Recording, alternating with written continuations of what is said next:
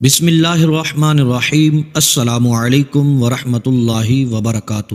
محترم میرے بھائیوں اور میری بہنوں، کبھی آپ نے غور کیا کہ ہمارے گھروں میں آنے والی چھوٹی چھوٹی مخلوقات صرف جانور نہیں ہوتی، بلکہ بعض اوقات وہ اللہ تبارک و تعالیٰ کی طرف سے ایک خاموش پیغام، ایک اشارہ اور ایک امتحان بن کر آتی ہیں۔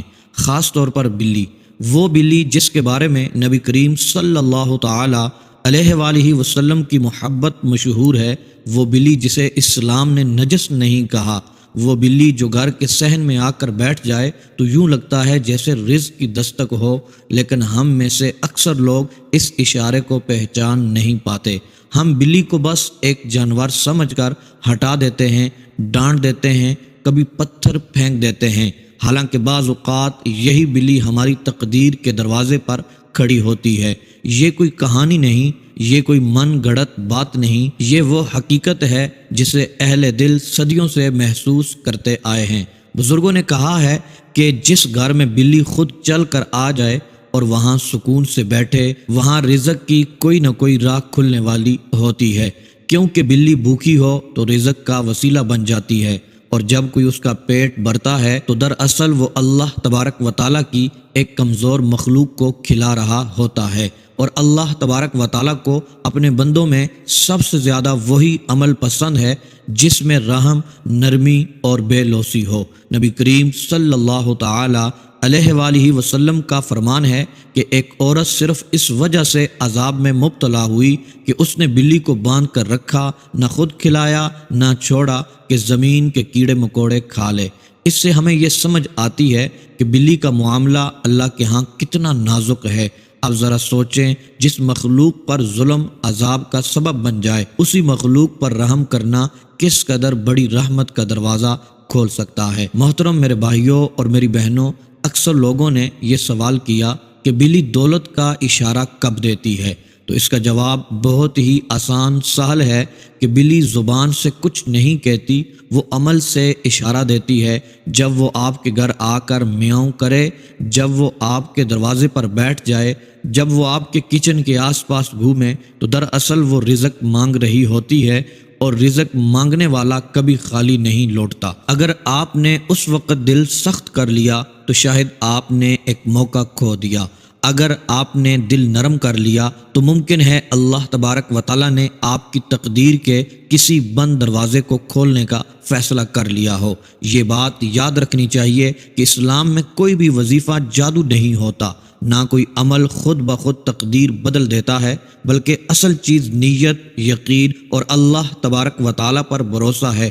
بلی کو کھلانا بھی اصل میں ایک صدقہ ہے، اور صدقہ وہ چیز ہے جو مصیبتوں کو ٹال دیتا ہے، رزق کو بڑھاتا ہے اور دل کے بوجھ ہلکے کر دیتا ہے۔ جب صدقہ کسی بے زبان مخلوق پر ہو تو اس کا اثر اور بھی گہرا ہو جاتا ہے، اضافہ ہو جاتا ہے۔ بزرگوں نے لکھا ہے کہ بعض اوقات انسان برسوں دعائیں مانگتا رہتا ہے، مگر اس کی دعاؤں میں وہ نرمی نہیں ہوتی جو اللہ تبارک و تعالیٰ کو پسند ہے۔ پھر اللہ تبارک و تعالیٰ اس کے سامنے ایک موقع رکھ دیتا ہے، ایک بھوکی بلی، ایک پیاسا پرندہ، ایک مجبور انسان، اور کہتا ہے کہ اگر تم نے یہاں رحم کیا تو میں تم پر رحم کروں گا، اگر تم نے یہاں دروازہ کھولا تو میں تمہاری بند راہیں کھول دوں گا۔ محترم میرے بھائیوں اور میری بہنوں، آپ نے جو چیز بلی کو کھلانی ہے وہ گوشت کھلانا ہے۔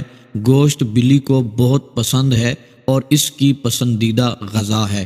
جب آپ محبت سے، پیار سے اسے گوشت کھلاتے ہیں تو وہ بد دعا نہیں دے سکتی، مگر اس کے پیٹ بھرنے کی خوشی اللہ تبارک و تعالیٰ کے دربار میں ایک خاموش دعا بن جاتی ہے، اور وہ دعا اکثر وہ کام کر جاتی ہے جو بڑے بڑے وظیفے نہیں کر پاتے۔ محترم میرے بھائیوں اور میری بہنوں، بلی آپ کو دعائیں نہیں دیتی جیسے انسان دیتا ہے، بلکہ بلی کی دعائیں اس کے سکون، اس کے اطمینان اور اس کی بے زبانی میں چھپی ہوتی ہیں، اور اللہ تبارک و تعالیٰ بے زبان کی فریاد بہت جلد سنتا ہے۔ اسی لیے بعض لوگ کہتے ہیں کہ بلی کھانا کھا لے تو گھر میں عجب سکون آ جاتا ہے، جھگڑے کم ہو جاتے ہیں، رزق کے راستے بننے لگتے ہیں اور رزق میں برکت آنے لگتی ہے۔ محترم میرے بھائیوں اور میری بہنوں، اس عمل کو وظیفہ اس لیے کہا جاتا ہے کیونکہ اس میں قرآن کی برکت شامل کی جاتی ہے۔ قرآن شفا بھی ہے، نور بھی ہے اور رحمت بھی ہے۔ جب قرآن کے الفاظ کسی رزق پر پڑتے ہیں تو وہ رزق عام نہیں رہتا، وہ ذریعہ برکت بن جاتا ہے۔ لیکن یہاں بھی شرط وہی ہے، نیت خالص ہو، دکھاوا نہ ہو، آزمائش نہ ہو، اللہ تبارک و تعالیٰ کو آزمانے کے لیے نہ ہو، بلکہ پورے یقین اور بھروسے کے ساتھ عمل کیا جائے۔ اور محترم میرے بھائیوں اور میری بہنوں، یہ بات یاد رکھیے گا، یہ عمل قسمت بدلنے کا وعدہ نہیں، بلکہ اللہ تبارک و تعالیٰ کی رحمت کو متوجہ کرنے کا ذریعہ ہے۔ اگر کوئی شخص یہ سوچ کر کرے کہ میں یہ کروں گا تو لازمی امیر ہو جاؤں گا تو شاید وہ مایوس ہو، لیکن اگر یہ سوچ کر کرے کہ یا اللہ میں تیری مخلوق کو کھلا رہا ہوں، پلا رہا ہوں، میرے حالات بہتر فرما دے، تو اللہ تبارک و تعالیٰ اس کی دعا کو کبھی بھی ضائع نہیں کرے گا۔ محترم میرے بھائیوں اور میری بہنوں، عمل کی طرف بڑھتے ہیں۔ آپ نے اس عمل کو توجہ کے ساتھ سننا ہے، غور کے ساتھ سننا ہے۔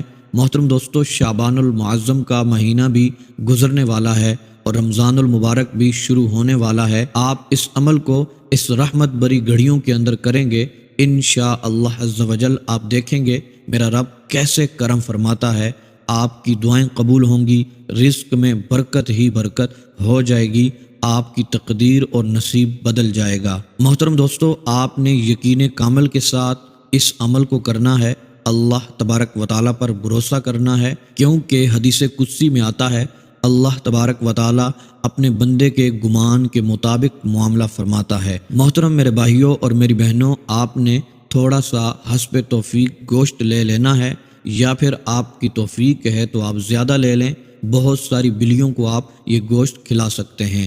تو محترم دوستو، جیسی آپ کی توفیق ہے اس کے حساب سے تھوڑا سا گوشت لیں، اور محترم دوستو اس کو اپنے سامنے رکھیں، اور اس کے بعد آپ نے نیت یہ کرنی ہے کہ یہ میں چیز رب کی مخلوقات کو کھلاؤں گا، اللہ تبارک و تعالیٰ میرے رزق میں وسعتیں عطا فرمائے گا، میرے گھر میں برکتیں عطا فرمائے گا، پریشانیوں کو دور فرمائے گا، اور رحمتیں میرے گھر میں نازل ہوں گی۔ محترم دوستو، اس کے بعد آپ نے سب سے پہلے درود پاک پڑھنا ہے، 11 مرتبہ درود پاک پڑھ لیں، اور اس کے بعد محترم دوستو آپ نے 4 قل پڑھنے ہیں۔ سورۃ الکافرون کو پڑھنا ہے، سورۃ الاخلاص کو پڑھنا ہے، سورۃ الفلق اور سورۃ الناس، یہ 4 قل ہیں، 3 مرتبہ اچھے انداز میں ٹھہر ٹھہر کے آپ نے پڑھ لینا ہے۔ اس کے بعد محترم دوستو آپ نے اللہ تبارک و تعالیٰ کے یہ 3 نام ہیں وہ پڑھنے ہیں، یا وہابو، یا رزاقو، یا غنیو، یہ 3 نام آپ نے 300 مرتبہ پڑھ لینے ہیں۔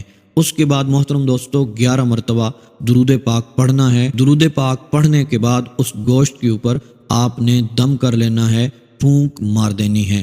پھر محترم دوستو اپنے دونوں ہاتھوں کو اٹھا کر اپنے رزق کے لیے، اپنی پریشانیوں کے لیے، اپنے پیسوں کے لیے، اپنے گھر میں برکت کے لیے، بیماریوں کو دور کرنے کے لیے، جھگڑوں کو ختم کرنے کے لیے دعا کرنی ہے۔ جس مقصد اور حاجت کے لیے دعا کریں گے میرا رب انشاءاللہ عز و جل کرم فرمائے گا۔ پھر محترم دوستو آپ نے اس گوشت کو کسی بلی کو کھلا دینا ہے۔ جب بلی یہ گوشت کھائے گی پھر آپ دیکھیں گے آپ کو ایسی ایسی برکتیں ملیں گی، آپ کے گھر میں رحمت کا نزول ہوگا، بلی آپ کے لیے دعائیں کرے گی، آپ کے گھر میں رحمت داخل ہوگی، برکت داخل ہوگی، پریشانیاں دور ہو جائیں گی، اور گھر میں انشاءاللہ عز و جل سکون ہی سکون ہوگا۔